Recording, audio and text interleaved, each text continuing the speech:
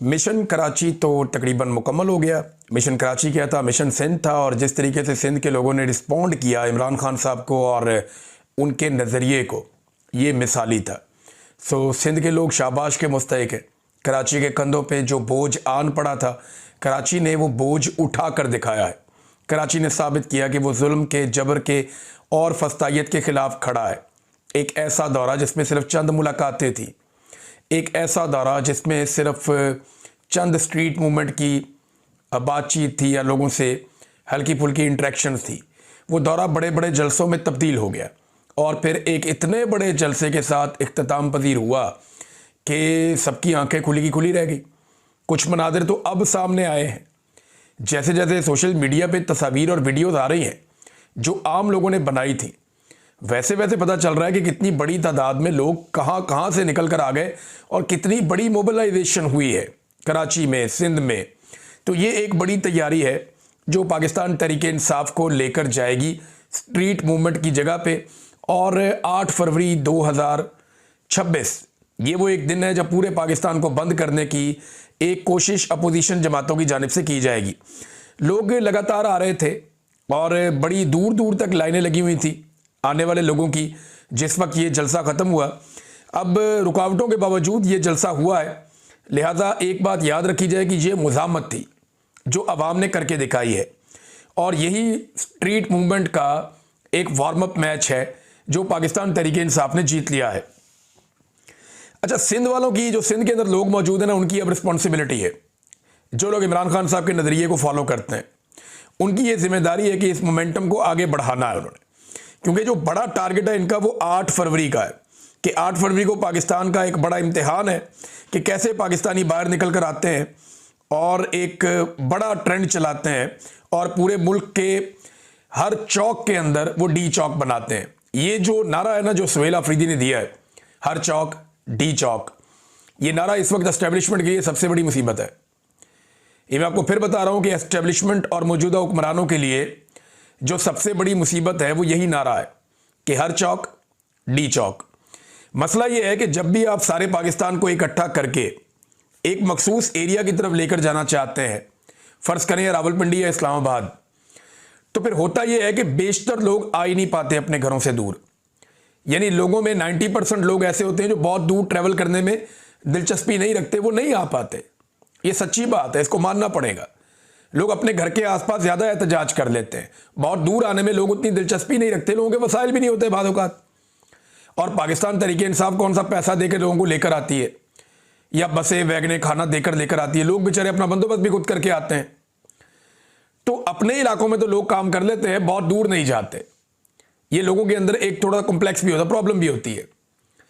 तो ये जो एक तरफ को जाना है वहां पे हुकूमत के लिए बड़ी आसानियां पैदा हो जाती हैं कि एक रोड को बंद करना है, एक शहर को बंद करना है, एक इलाके को बंद करना है, वहां रुकावटें डालनी है। तो 10-15 हज़ार 20 हज़ार पुलिस वाले हों तो वो मार कुटाई करके, गोली चला के, शेलिंग करके, रबड़ की गोलियां चला के, बार बार रुकावटें डाल के वो कुछ ना कुछ करके मैनेज कर लेते हैं। 10 लाख बंदा भी आ जाए मैनेज कर लेते हैं। लेकिन अगर यही लोग पूरे पाकिस्तान में फैल जाएं तो ये बहुत बड़ी मुसीबत बन जाती है, क्योंकि हर जगह पे लॉ इन्फोर्समेंट की इतनी ताकत नहीं है कि वो पूरे पाकिस्तान को कंट्रोल कर लें, कर ही नहीं पाएंगे।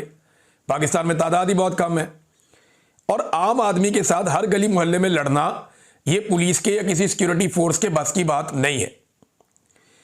तो ये जो नारा दिया है सुहेल अफरीदी ने कि हर चौक डी चौक, ये इस वक्त एक बड़ी मुसीबत बना हुआ है पाकिस्तान तहरीक इंसाफ के मुखालिफिन के लिए, एस्टेब्लिशमेंट के लिए और मौजूदा हुकूमतों के लिए कि इससे कैसे निपटना है।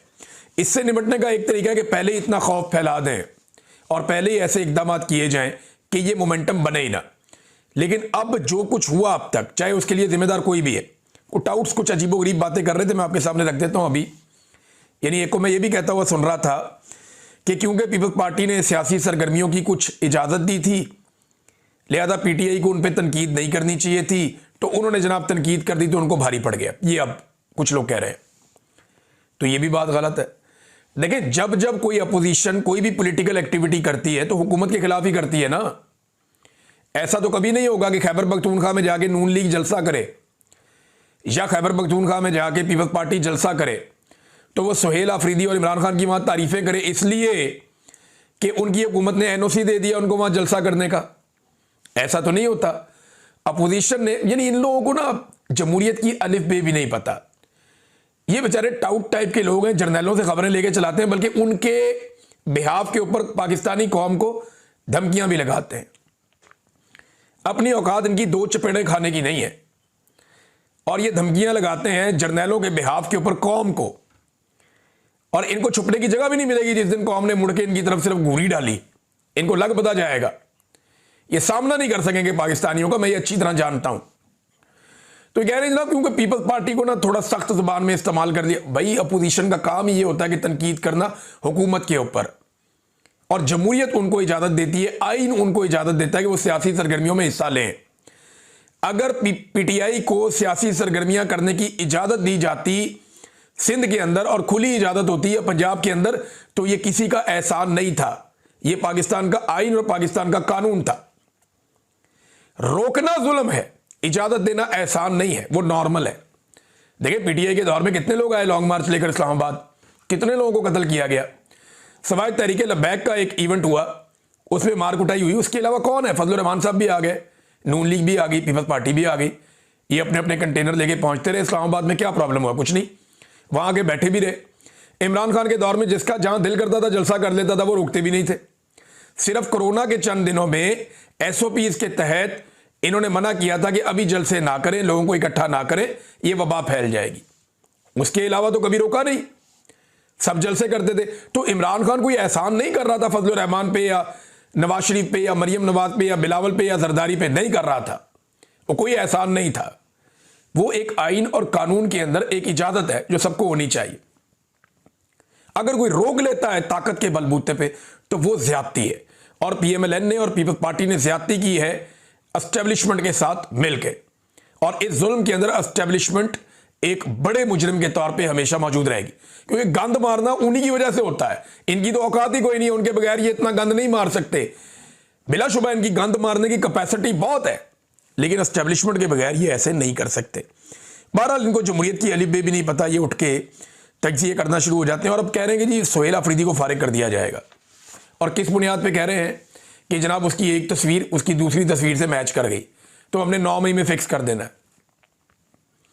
वो जो एक तस्वीर है वो 9 मई की भी नहीं है, वो जो एक तस्वीर है वो उस जगह की भी नहीं है। एक बंदे की एक तस्वीर को दूसरी तस्वीर के साथ मैच कर दें तो उसको 9 मई में सजा दे देंगे। मैं आपको अपने मोबाइल में से निकाल के अपनी 2 फोटोज दे देता हूं, आप दोनों दे दें फोटोज, और दे के लाहौर फोरेंसिक लैब वालों से कहें कि जनाब इसको बताएं ये एक ही बंदा है, वो आप कहेंगे जनाब एक ही बंदा है, तो क्या इसकी बुनियाद के ऊपर मुझे 9 मई में फिट कर देंगे? ये क्या बकवास है? आपको साबित करना पड़ेगा कि वो बंदा उस दिन उस जगह मौजूद था और ये काम कर रहा था। ये आप कैसे साबित करेंगे? इन लोगों पे मुकदमात भी नहीं है, ये मुकदमे का हिस्सा भी नहीं है बंदा, और इसको उठा के जनाब उसके अंदर फिट करने जा रहे हैं कि हमने सुहेल अफरीदी को हटाना है। ये एस्टेब्लिशमेंट की एक ख्वाहिश है, एस्टेब्लिशमेंट को ये प्रॉब्लम है। देखिए ना, डीजी आईएसपीआर जिस लेवल तक पहुंच गए, उसके बाद डीजी आईएसपीआर और फौज की, यानी मुझे ऐसा लगता है वो जिद में हुकूमत चला रहे हैं ना। मिलिट्री एस्टेब्लिशमेंट जिद कर रही है ना, जिद के साथ निजाम चला रही है, तो उनकी कोशिश है कि सुहेल अफरीदी को घर भेजे। तो मैं एक बात तो बड़ी क्लियरली आपको बता दूं कि सुहेल अफरीदी इमरान खान का एक खिलाड़ी है, और इमरान खान की टीम में बेशुमार खिलाड़ी हैं। अगर आप सुहेल अफरीदी को निकालेंगे ना तो हाथ मल मल के रोएंगे और हाथ लगा लगा के पछताएंगे। वजह यह है कि आपको इससे बड़ी मुसीबत आपके गले पड़ जाएगी, ये मैं आपको पहले बता रहा हूं। अगर सुहेल अफरीदी को निकालेंगे तो इससे बड़ी मुसीबत आपके गले पड़ेगी। और एक चीज और बताऊं, आपको यह लगता है कि आप आराम से निकाल के हैप्पी बर्थडे टू यू कहेंगे, या आप ये हुकूमत घर भेज देंगे खैबर पख्तूनख्वा की, वहां कोई इमरजेंसी लगा देंगे, तो लोग आपको कहेंगे शाबाश जबरदस्त आपने काम किया? नहीं, लोग आपके गले पड़ जाएंगे। एस्टेब्लिशमेंट के लिए खैबर पख्तूनख्वा एक मुसीबत बन जाएगा और एस्टेब्लिशमेंट बहुत बुरी तरह वहां फंस जाएगी। ये बात एस्टेब्लिशमेंट भी जानती है।